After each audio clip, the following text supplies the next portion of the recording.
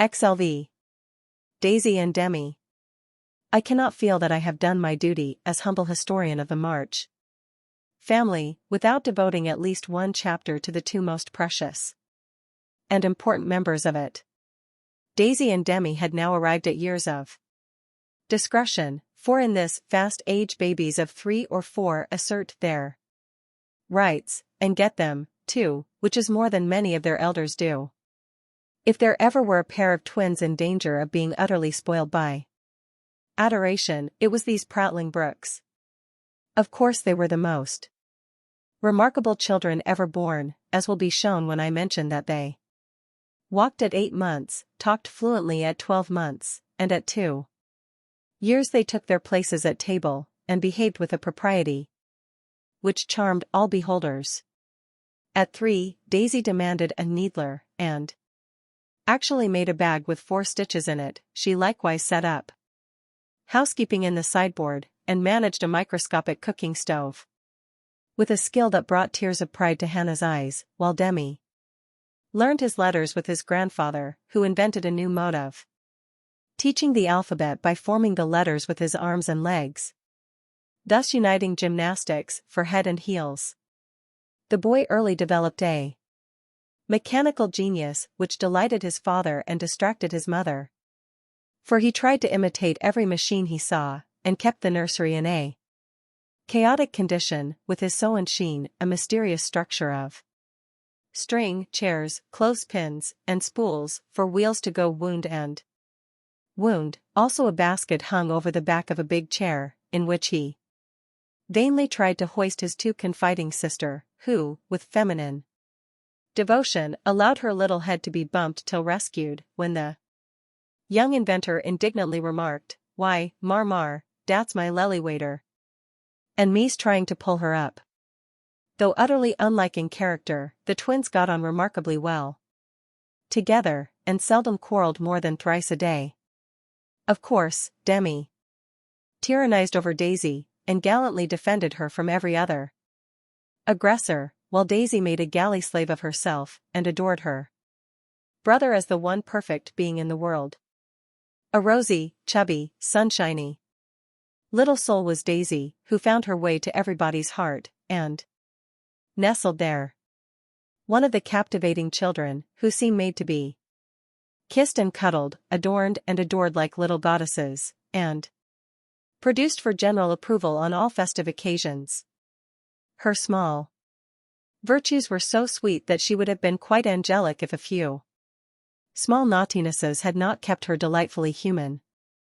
It was all fair weather in her world, and every morning she scrambled up to the window in her little nightgown to look out, and say, no matter whether it rained or shone, "Oh, pity day, oh, pity day." Every one was a friend, and she offered kisses to a stranger so confidingly that the most inveterate bachelor relented, and baby lovers became faithful worshippers. Illustration: Me loves everybody. Me loves everybody, she once said, opening her arms, with her spoon in one hand, and her mug in the other, as if eager to embrace and nourish the whole world.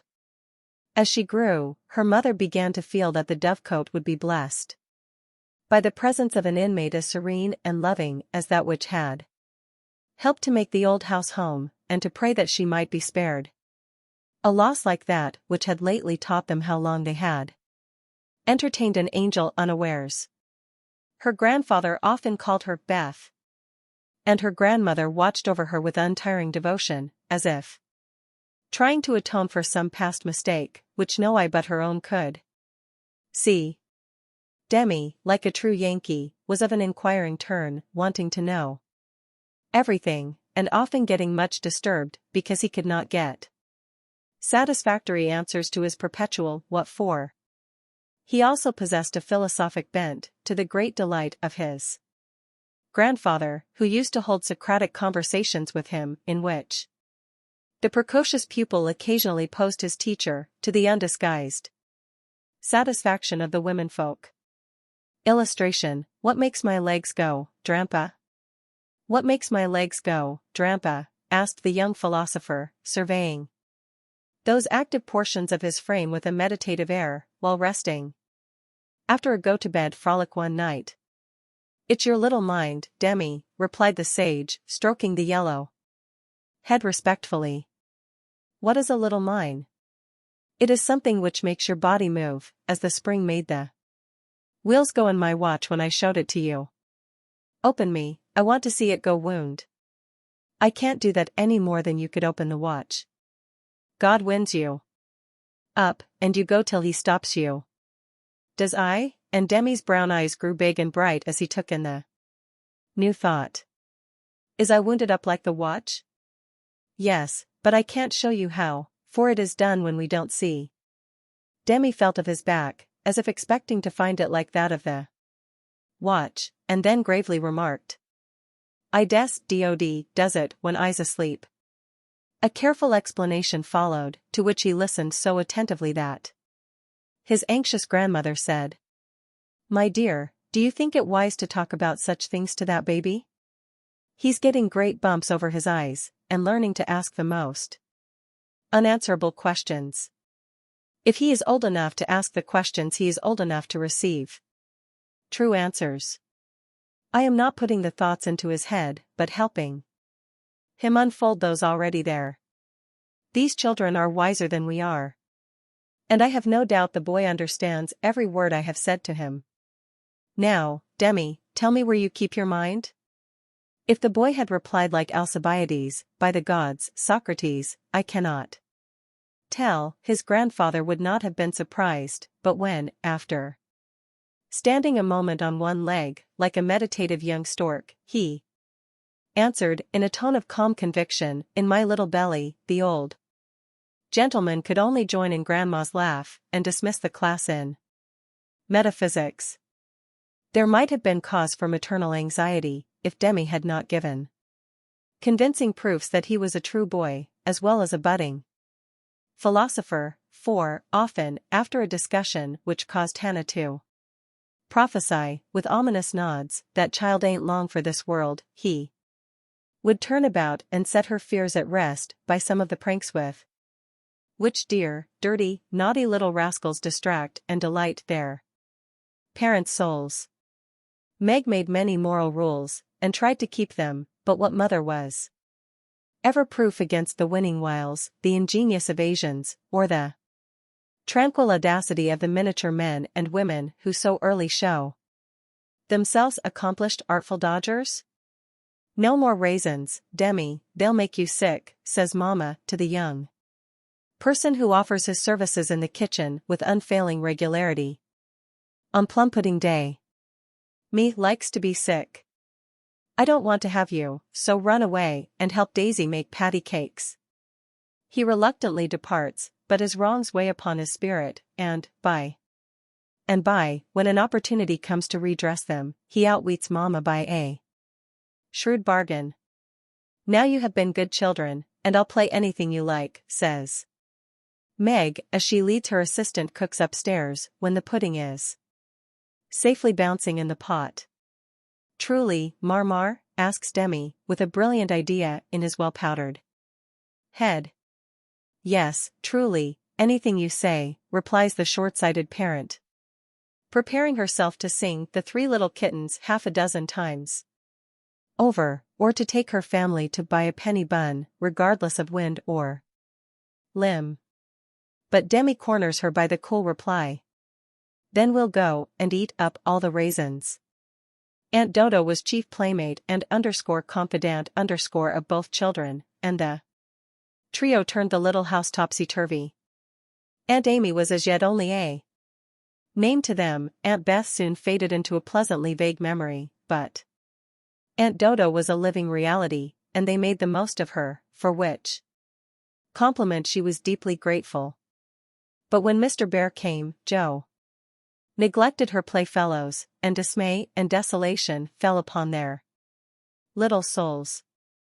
Daisy, who was fond of going about peddling kisses, lost her best customer and became bankrupt. Demi, with infantile penetration, soon discovered that Dodo liked to play with the Bearman better than she did with him, but, though hurt, he concealed his anguish, for he hadn't the heart to insult a rival who kept a mine of chocolate drops in his waistcoat pocket, and a watch that could be taken out of its case and freely shaken by ardent admirers.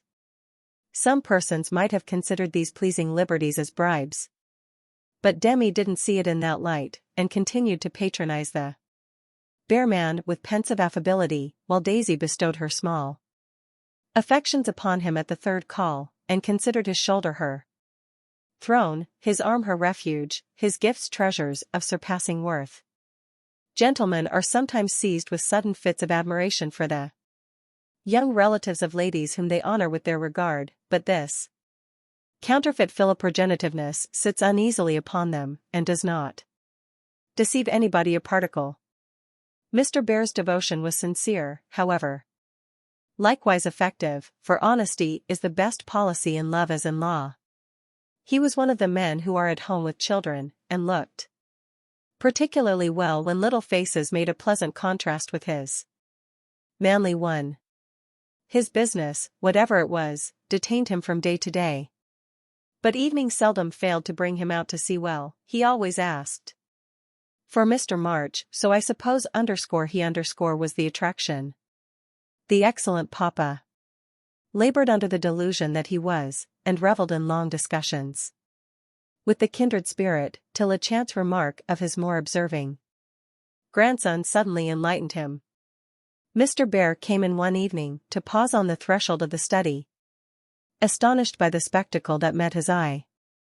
Prone upon the floor lay Mr. March, with his respectable legs in the air, and beside him, likewise prone, was Demi, trying to imitate the attitude with his own short, scarlet-stockinged legs, both grovellers so seriously absorbed that they were unconscious of spectators, till Mr. Bear laughed his sonorous laugh, and Joe cried out, with a scandalized face, "Father, father, here's the professor."